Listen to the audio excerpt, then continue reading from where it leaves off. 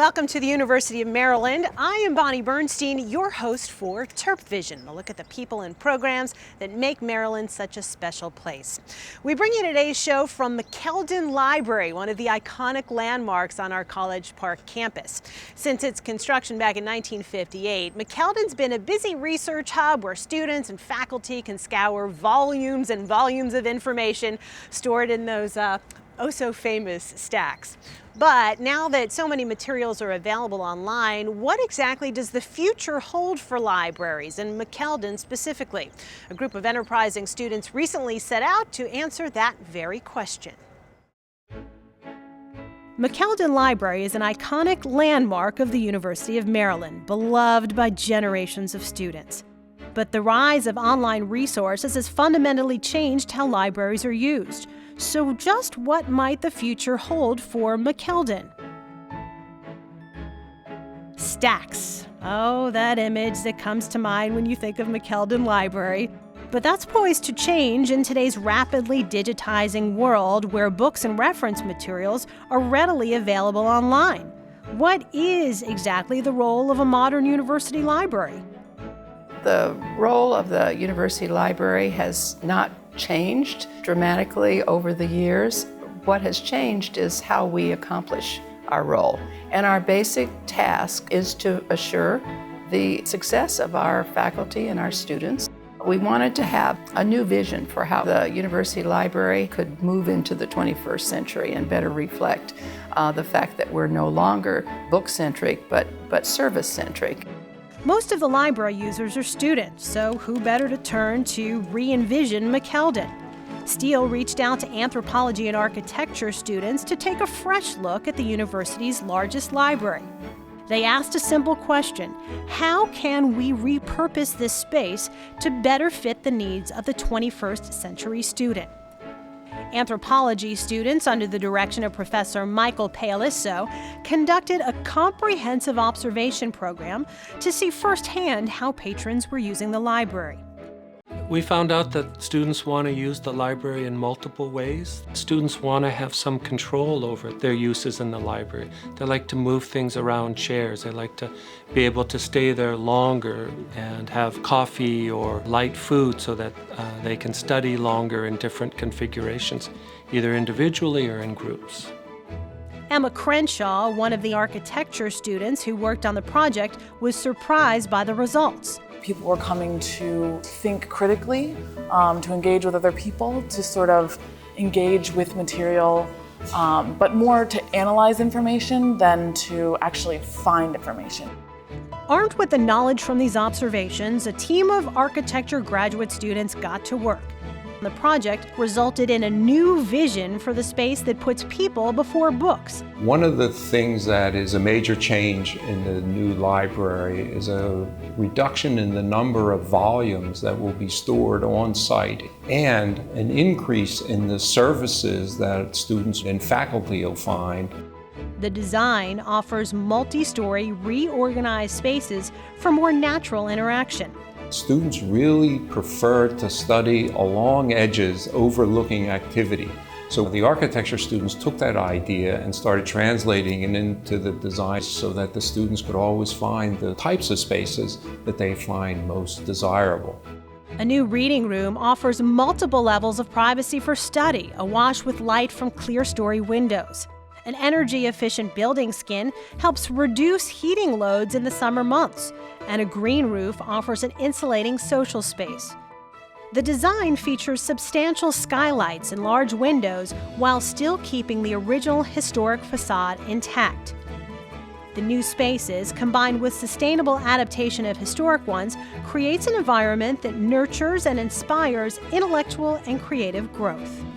The redesign of the McKeldin Library is really critical to the university over time. I think we've had a good chance to talk about all the things that the library can be and needs to be for the academic success of the university. Every day, headlines pour out of places like Iraq and Afghanistan, poverty, crumbling infrastructure, and food shortages. Well, here now is a story of hope and optimism from that region, a tale of two faculty members who set out to teach the women of Afghanistan how to farm better and smarter and how to provide for their families in an environment where the social restrictions are just as prohibitive as the physical ones.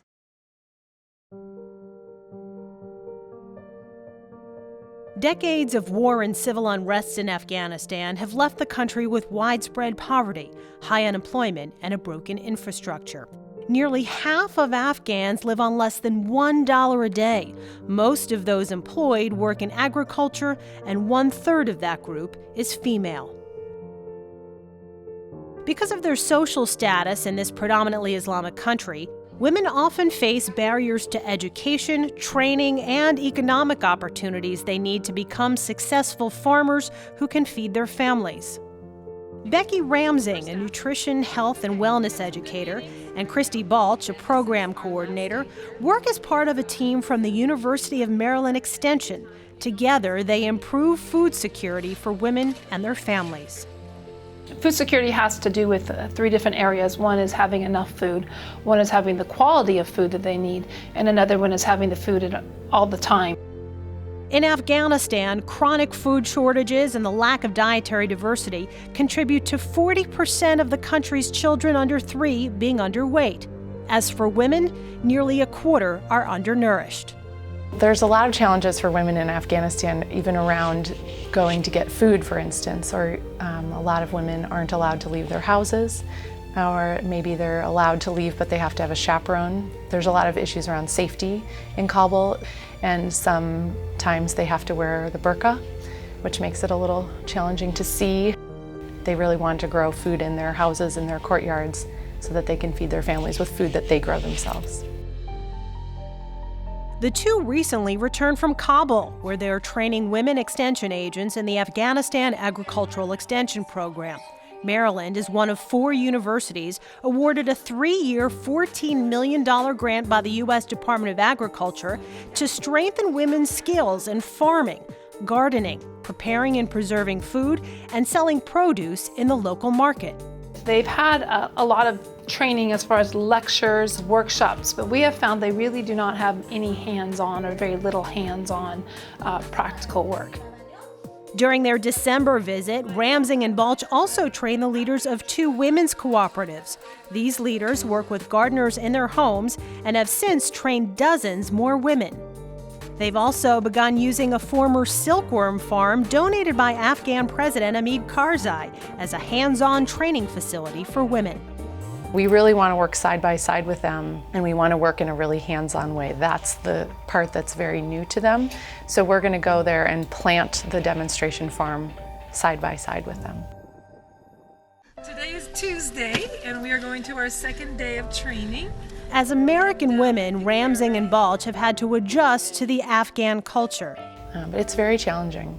The gender issues make it so different from here. I'm just used to saying what I think and being outspoken and introducing myself to people, and you have to try to really understand the reasons behind some of the rules they have. Despite all the challenges, the women are slowly beginning to see some tangible measures of the program's success. Better training attendance, increased food production and dietary diversity, and success selling their produce at fair market prices. Beyond learning agricultural skills, Ramsing and Balch are proud to see women developing confidence. That has been the most rewarding part of the project, just knowing that we are helping women, and women want to learn, and women want to make things better for their families, so it's exciting. I love the relationships we're building. These women are so resilient and so determined. They inspire me, and they really give me perspective on my work in Maryland.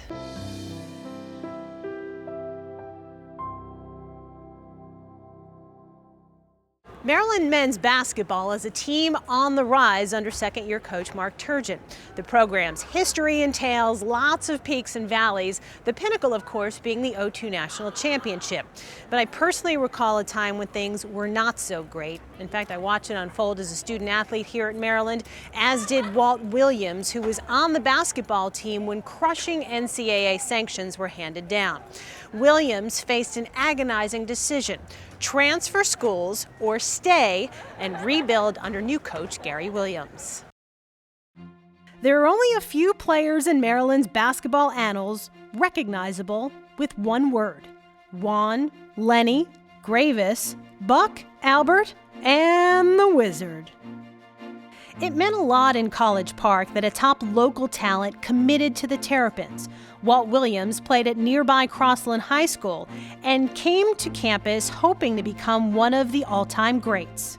I really wanted to be close to my family. I wanted my mom and dad and sisters and aunts and uncles, friends to be able to come and see me play as well as watch on TV. And also, I wanted to be Len Bias. You know, I had an overwhelming sense of wanting to be him.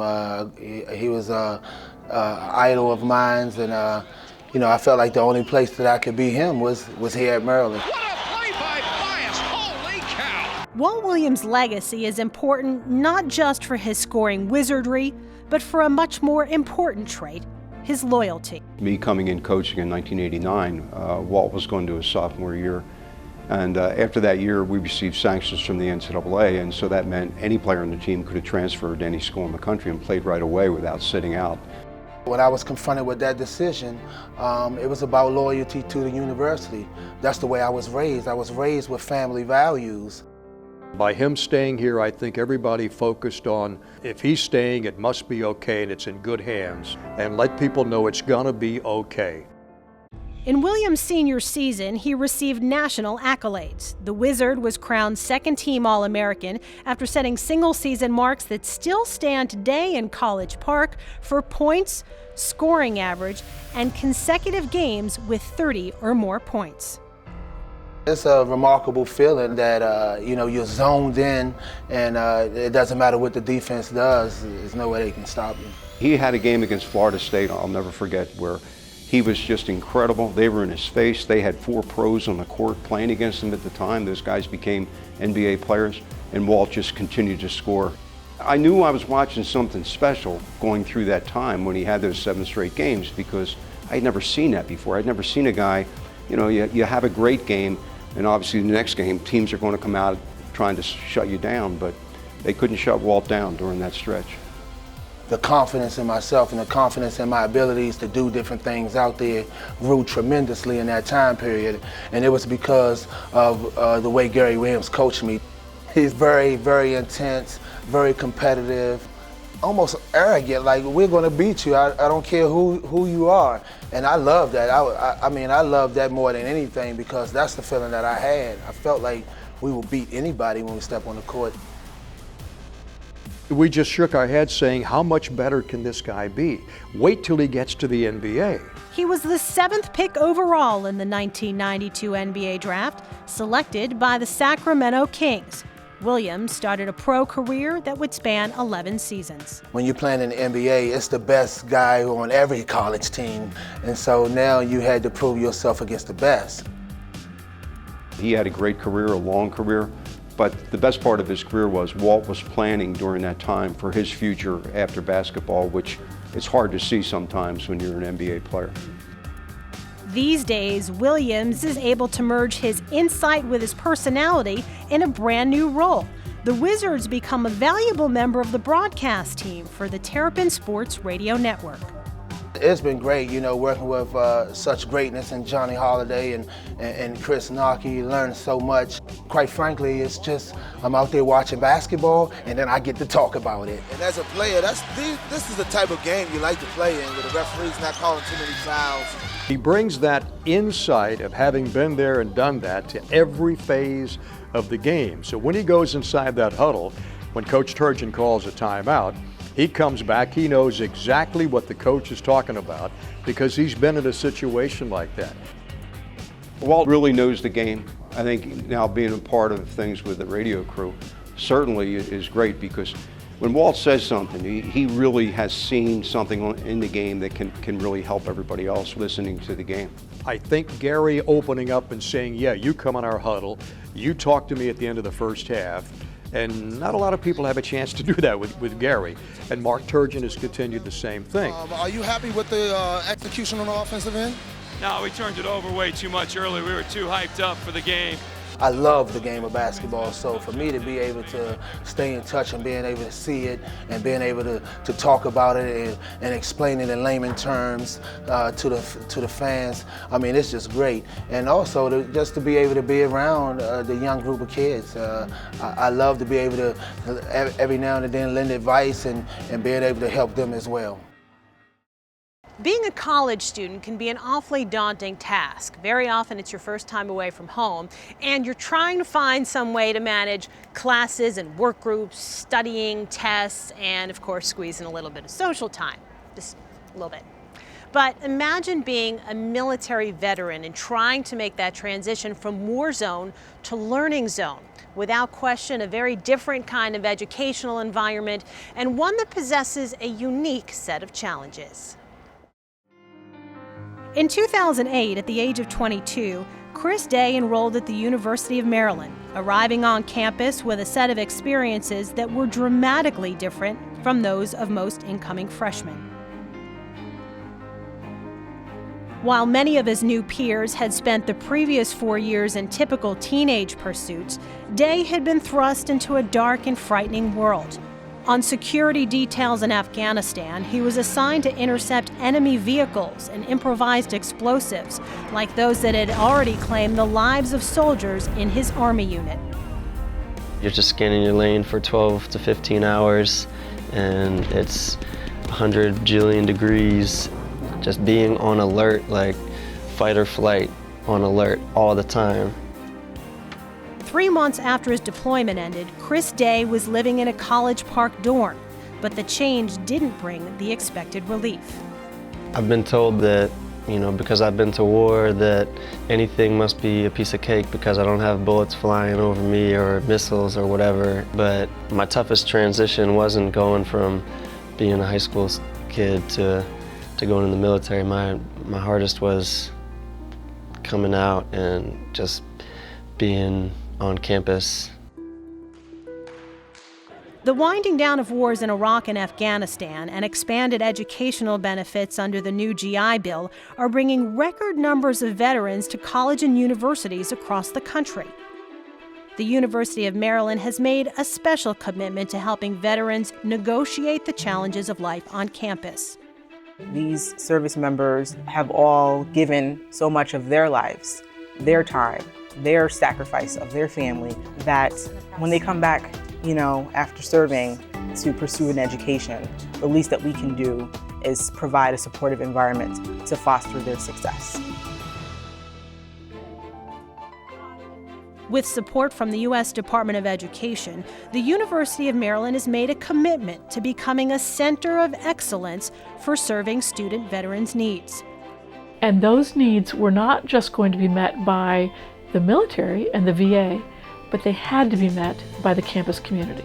I think that's one of the important components of our having a vet center. They've got a place that they can go to and people who they can talk to about their experience who understand. One of the most helpful things that I found when I was having the most trouble was just being introduced to all the resources that are on campus. You could go to the writing center with nothing and leave with an outline that sounded halfway intelligent. A student-run organization called TerpVets sponsors social gatherings and service activities, as well as career fairs. We all may not have served together, but we had some of the same experiences. So finding people on campus that shared similar experience was key for my success. And vets are succeeding. Veterans are staying at the university and graduating in higher numbers than comparable groups of non-traditional students. And they're going on to apply their talents and commitment to service in new ways. Chris Day recently started a job as a high school phys ed teacher. The support I received from University of Maryland really helped boost my confidence levels and help my transition from being a professional soldier to a professional teacher, and I'm really thankful for that. Let's talk about taking a cruise. How about, say, a 100-foot sailing vessel on the warm, brilliantly turquoise waters of the Caribbean? Now, most of us would call that a vacation, right? But if you're a very lucky group of students from Maryland, you call it Advanced Geography Hands-On Edition. Geography for me was just thinking about maps and actual physical locations of things. But geography is also the culture of the people, how they got there, why they do what they do. This past January, Joseph Tercino gathered up 24 University of Maryland students and set sail. The short-term study abroad class, Geography of the Southern Caribbean. And for 2 weeks, students experienced firsthand all of the cultural and physical geography of 8 exquisite islands. You wake up and you're in a new country. It could be completely different from the day before, completely different language, completely different currency. You feel like you're in a different side of the world. Doing coursework prior to leaving allowed students to get to know the region and the culture. We spent a lot of time learning the history and the geography of the islands before we actually left. If we wouldn't have sat down and read the books and learned about kind of what the islands had to offer and their histories beforehand, I feel like we really would have missed out on a lot of the culture. Having a chance to interact with the natives and the environment enabled students to really understand the physical and cultural geography of the island nations. When you go to these islands, you think they're beautiful and they're in the Caribbean, but you realize that their geography really has a lot to do with why their societies work the way they do. Many of these countries didn't get independence until the 70s or 80s, and so they're very new. And being able to see how the people live with the traditions that their mother country passed down onto them versus the new ones that they've created. It really does deepen your understanding of both what geography means there, but also what it means here. In addition to learning about the diverse cultures of the islands, students got the unique opportunity to explore life at sea and the operations of a complex sailing vessel. They actually get presentations from the captain every single morning. One presentation might be about the rigging, one might be about navigation. They'll actually get time steering the ship, they'll get time in the engine room making sure everything's going okay. They'll actually get time to climb the mast. We weren't flying in on airplanes, we were on a boat and you could see the islands from afar. You felt like you were exploring the islands like they did when they were first discovered. Students also had the opportunity to learn from each other. It was really nice to be with other University of Maryland students because we all come from the same place, but we were all different people, and a lot of us were different majors. So we were all kind of looking at the trip in different perspectives and different ways. And being able to see how they related what we learned and what we saw to their own lives versus how I did, in itself was an educational experience. And this experience is something these students will remember for a lifetime. Going on this trip really helped me grow as a person because I'd never traveled before. And interacting with people who have a completely different mindset about what the world is and how you should treat the world around you. Being able to come home and take that with me has really sort of changed the way that I look at where I am here. From a futuristic library in Afghanistan to the Caribbean and a real-life wizard, this episode of TerpVision had a little bit of everything. From the iconic McKeldin Library here in College Park, I'm Bonnie Bernstein. Thanks so much for watching, everybody. And until next time, fear the turtle.